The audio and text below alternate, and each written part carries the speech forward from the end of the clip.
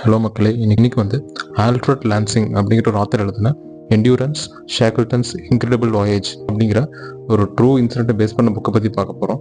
1914 இயரில் ஏர்னஸ்ட் ஷேக்கிள்டன் அப்படிங்கிற ஒரு பிரிட்டிஷ் எக்ஸ்ப்ளோரர் வந்து ஒரு போல்டான ஒரு மிஷன் வந்து ஸ்டார்ட் பண்ணுறாரு. அண்டார்டிகாவோட ஒரு எண்ட்ல இருந்து அடுத்த எண்டுக்கு வந்து பேர் ஃபுட்லேயே வந்து ட்ராவல் பண்ணி போகணும் அப்படின்னு வந்து ஒரு மிஷன் வந்து ஸ்டார்ட் பண்ணுறாங்க.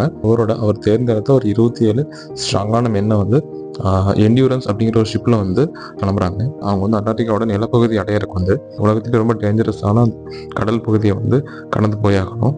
அப்படி போகிற வழியில் எதிர்பாராத விதமாக அவங்க போன ஷிப்பு வந்து ஒரு ஐஸ் பாறையில் முட்டி முன்னாடி நகர்ந்து போக முடியாமல் அப்படியே அங்கேயே ட்ராப் ஆகி நின்றுறாங்க. அடுத்த 10 monthsக்கு அந்த -40°C குளிரில் அந்த ஷிப்பே அவங்க ட்ராப் ஆகி வாழ்ந்துட்டு இருக்காங்க.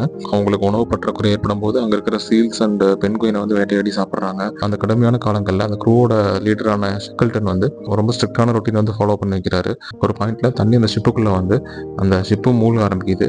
அதுக்கப்புறம் வந்து அவங்க எல்லாருமே வந்து அந்த மிதக்கிற பனிப்பாறைக்கு வந்து எல்லாருமே போயிடுறாங்க. அவங்க கூட இந்த டென்ட்ஸு, லைஃப் போட்ஸு, மிச்சம் மீதி இந்த ஃபுட்டு அதெல்லாமே எடுத்துட்டு அந்த பனிப்பாறையில் வாழ ஆரம்பிக்கிறாங்க. அதுக்கடுத்து ஒரு 6 months வந்து அந்த பனிப்பாறையிலேயே அவங்க வாழ்றாங்க. ஒரு பாயிண்ட்ல அந்த பனிப்பாறையும் உருக ஆரம்பிக்குது. அதுக்கப்புறம் வந்து அவங்க கிட்ட இருக்க போட்ல வந்து பயணம் பண்ண ஆரம்பிக்கிறாங்க. அங்கிருந்து அந்த 28 பேரும் 7 நாள் தொடர்ந்து பயணம் பண்ணி 100 மைல் தாண்டி எலிஃபண்ட் ஐலாண்ட் அப்படிங்கிற ஒரு சின்ன தீவை போய் அடைகிறாங்க. அந்த சின்ன தீவுலையும் பெருசாக வாழ்வாதாரம் எதுவும் இல்லை. ஷேக்கிள்டன் வந்து அவர் கூட ஒரு 5 ரொம்ப ஸ்ட்ராங்கஸ்டான மென்னை வந்து தேர்ந்தெடுத்து அங்கேருந்து மறுபடியும் லைஃப் போட்டில் வந்து ஒரு 17 days 800 miles ட்ராவல் பண்ணி சவுத் ஜார்ஜியா அப்படிங்கிற ஒரு ஐலாண்டை ரீச் பண்ணுறாங்க. அங்கேருந்து ஒரு 36 மணி நேரம் மவுண்டைன் ட்ரெக் பண்ணி ஃபைனலாக ஒரு ஸ்டேஷன் அடைகிறாரு. அங்கேருந்து ரேடியோ சிக்னல் மூலிமா திருப்பி வந்து ரெஸ்கியூ மிஷினுக்கு வந்து அங்கேருந்து ஆட்களை கூப்பிட்டு வராரு. திரும்ப ஒரு 4 months கழிச்சு இங்கே எலிஃபண்ட் ஐலாண்டு மீதி இருந்த 22 பேரையும் ரெஸ்கியூ பண்ணி மொத்த 28 பேரும் சேஃபாக அவங்களோட கண்ட்ரிக்கு திரும்பி போகிறாங்க.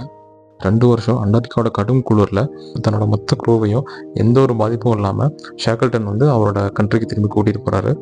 இது வந்து ஹிஸ்ட்ரியில் one of the bravest rescue missions அப்படின்னு சொல்லப்படுது.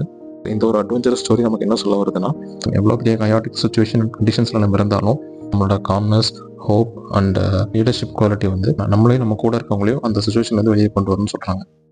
திரும்ப நாளைக்கு பார்க்கலாம். கன்சிஸ்டண்டாக இருங்க.